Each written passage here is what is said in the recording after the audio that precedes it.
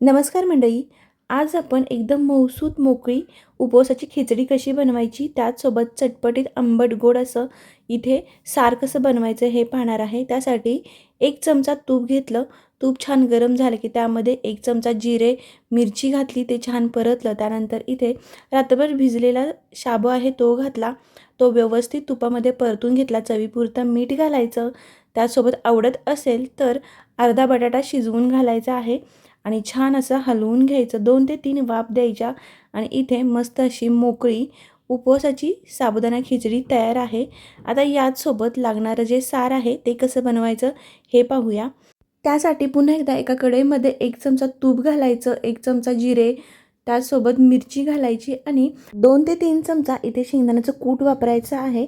आणि खास या सारमध्ये घालण्यासाठी रात्रभर भिजवलेला साबुदाणा घालायचा आहे, साधारण 1 चमचा. आणि आवडत असेल तर इथे अर्धा बटाटा शिजलेला घालायचा आहे आणि हे सगळं मिश्रण एकजीव करून छान खळखून उकळी येऊ द्यायची.